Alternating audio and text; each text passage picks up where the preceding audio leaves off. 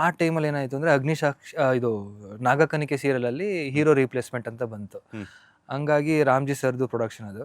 ಅದರಲ್ಲಿ ಮ್ಯಾನೇಜರ್ ಅವರು ಅವ್ರನ್ನೆಲ್ಲ ಜಾಕಿ ಅಂತ ಕರೀತಾರೆ. ಅವ್ರು ತುಂಬ ಫೇಮಸ್ ನಮ್ಮ ಸೀರಿಯಲ್ ಇಂಡಸ್ಟ್ರಿಯಲ್ಲಿ ಮ್ಯಾನೇಜರ್ ಅವರು ನನಗೆ ನಿಜವಾಗ್ಲೂ ಒಂಥರ ಗಾಡ್ ಫಾದರ್ ಇದ್ದಂಗೆ. ಆ್ಯಂಡ್ ನನಗೆ ತುಂಬ ಸಪೋರ್ಟ್ ಮಾಡಿದ್ದಾರೆ ಆ ಟೈಮಲ್ಲಿ. ಸೊ ಅವರು ನನಗೆ ಫೋನ್ ಮಾಡಿಬಿಟ್ಟು, ಮಗ ಹಿಂಗೆ ರೀಪ್ಲೇಸ್ ಆಗ್ತಿದೆ ಕಣೋ, ನೀನು ಆ ಸೀರಿಯಲ್ ಕಾಯೋ ಬದಲು ಇದು ಹೆಂಗಿರು ಬಂದುಬಿಡು, 1-2 ತಿಂಗಳು ಸುಮ್ಮನೆ ಇದಾಗೋದು ಬದಲು ಆಲ್ರೆಡಿ ರನ್ನಿಂಗ್ ಒಳ್ಳೆ ಸೀರಿಯಲ್ ನಡೀತಾ ಇದೆಯಲ್ಲ, ಇದಕ್ಕೆ ರೀಪ್ಲೇಸ್ ಕ್ಯಾರೆಕ್ಟರ್ ಹೀರೋ ಆಗಿ ಬರುತ್ತೆ, ಮಾಡು, ಒಳ್ಳೆ ಚೆನ್ನಾಗಿದೆ ಹಂಗೆ. ಹ್ಞೂ ಅಣ್ಣ ಹಂಗಾರೆ ಬರ್ತೀನಿ ಅಂತ ಅಂದ್ಬಿಟ್ಟು ಮೈಸೂರಲ್ಲಿದ್ದೆ. ಬೆಳಗ್ಗೆ ಎದ್ದು ನಾಯನಹಳ್ಳಿಲಿ ಬಂದು ಹಿಂಗೆ ಇಳ್ಕೊಂಡೆ, ಬಂದೆಲ್ಲ ಕರ್ಕೊಂಡೋದ್ರು. ಅಂದರೆ ನೈಟ್ ಫೋನ್ ಮಾಡಿದ್ದು ಅದು ನಂಗೆ ಅವತ್ತು. ಅಲ್ಲಿ ಅದು not even 2 days 3 days gap ಇಲ್ಲ ಏನು, ಅಥವಾ ಯಾವುದೇ ಥರ ಸಡನ್ ಆಗಿ ಇವತ್ತು ರಾತ್ರಿ 8 ಗಂಟೆಗೆ ಮಾಡಿದ್ರು. ಆಯಿತು ಅಂತ ಹೇಳಿದೆ. 10:30 11 ಗಂಟೆಗೆ ಮಾಡ್ಬಿಟ್ಟು, ಇಲ್ಲ ಕನ್ಫರ್ಮ್ ನೀನೇ, ಬೆಳಿಗ್ಗೆ 5:00 ಇಲ್ಲಿ ಇದ್ಬಿಡು ಅಂತ ಹೇಳಿದ್ರು. ನಾನು 5:00 ಬಸ್ಸೇ ಇರಲ್ಲ ಅಣ್ಣ ಮೈಸೂರಿಂದ, ಹೆಂಗಾರು ಮಾಡಿ ಒಂದು 7:30 ಬರ್ತೀನಿ ಅಂತಂದೆ. ಓಕೆ ಬಾ ಅಂತ ಹೇಳಿದ್ರು. ಸೊ 7:30 ಬಂದಾಗ ನಾಯನಹಳ್ಳಿಯಿಂದ ಕರ್ಕೊಂಡೋಗಿ ಶೂಟಿಂಗ್ ಸೆಟ್ಟಿಗೆ ಹೋಗಿ ಫುಲ್ ಬ್ಲೇಸರ್ ಎಲ್ಲ ಹಾಕ್ಸ್ಬಿಟ್ಟು, ಹೀರೋ ಇವಾಗ ಫಸ್ಟ್ ಸೀನ್ ಮಾಡಿ ಅಂದ್ಬಿಟ್ಟು ಅದಿತಿ ಪ್ರಭುದೇವ ಜೊತೆ ಇತ್ತು. ಫಸ್ಟ್ ಸೀನೇ ಒಂಥರ ರೊಮ್ಯಾಂಟಿಕ್ ಆಗಿರೋ ಥರ ಇತ್ತು. ಸೊ ಫುಲ್ಲು ಕೈಯೆಲ್ಲ ಶಿವರ್ ಆಗ್ತಿತ್ತು ನನಗಂತೂ. ಅಂದರೆ ಹೆಂಗಿತ್ತು ಅಂದರೆ ಹಿಂದಿಂದ ಹೋಗಿ ತಪ್ಕೊಳ್ಳೋ ಸೀನ್ ಇಟ್ಬಿಟ್ಟಿದ್ದಾರೆ ಫಸ್ಟೇ.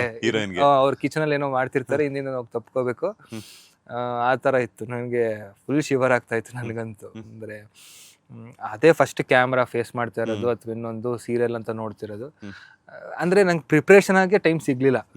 ಈಗ ಫಸ್ಟ್ ಸೀರಿಯಲ್ ಆಗಿದ್ರು ಓಕೆ, ಫಸ್ಟ್ ಡೇ ಶೂಟು ಹಿಂಗಿರುತ್ತೆ ಹಂಗಿರುತ್ತೆ, ಕತೆ ಹೇಳೋದು ಅಥವಾ ನರೇಷನ್ ಏನೂ ಇಲ್ಲ. ಆಲ್ರೆಡಿ ಒಂದು ರನ್ನಿಂಗ್ ಇರೋ ಕ್ಯಾರೆಕ್ಟರ್ನ ನೀವು ಅದನ್ನು ಕ್ಯಾರಿ ಮಾಡ್ಕೊಂಡು ಹೋಗ್ಬೇಕು ಅಂತ ಬಂತು.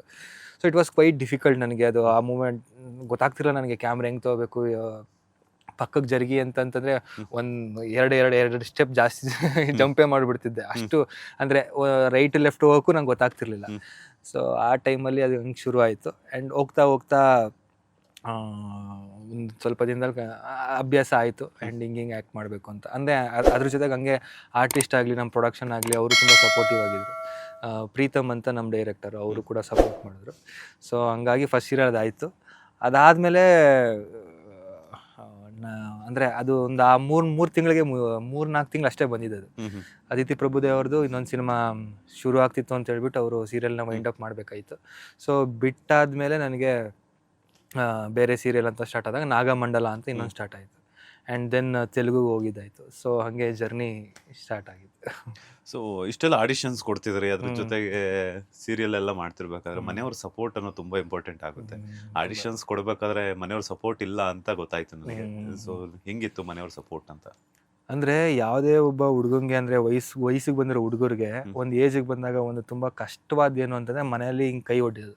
ದುಡ್ಡು ಬೇಕು ಕೊಡಮ್ಮ ಅಪ್ಪ ದುಡ್ಡಿಗೆ ಅಂತ ಹಿಂಗೆ ಕೈ ಒಡ್ಡೋದಿದೆಯಲ್ಲ, ಅದು ತುಂಬ ಕಷ್ಟ. ಅಟ್ ದ ಏಜ್ ಆಫ್ 24-25 ಬರ್ಬೇಕಾದ್ರೆ ನಾವು ಒಂದು ಸೆಟಲ್ ಆಗಿಲ್ಲ, ಅಥವಾ 23 ಆ ಟೈಮಲ್ಲೆಲ್ಲ ನಾವು ಏನೋ ಒಂದು ಕೆಲಸ ನಮಗೇನೋ ಸಿಕ್ಕಿಲ್ಲ ಅಂತಂತಂದರೆ ಯಾರ ಮೇಲೆ ಡಿಪೆಂಡ್ ಆಗೋದು ಅನ್ನೋದು ಗೊತ್ತಾಗಲ್ಲ. ಆ ಟೈಮಲ್ಲಿ ನನಗೂ ಒಂದು ಫೈನಾನ್ಷಿಯಲ್ ತುಂಬ ಕಷ್ಟ ಆಗ್ತಿತ್ತು. ಏನು ಮಾಡೋಕ್ಕೆ, ಖರ್ಚಿಗಾರು, ಇನ್ನೊಂದು ಕಾರು ಮತ್ತೊಂದು car.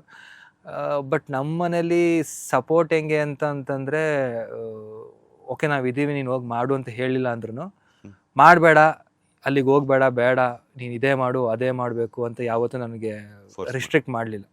So in that way I am lucky. ನನಗೆ ಹಿಂಗಿರು ಹಂಗೆ ಇರು ಅಂತ ನಮ್ಮ ಅಮ್ಮ ಆಗಲಿ ನಮ್ಮ ಅಪ್ಪ ಆಗಲಿ ಹೇಳಲಿಲ್ಲ.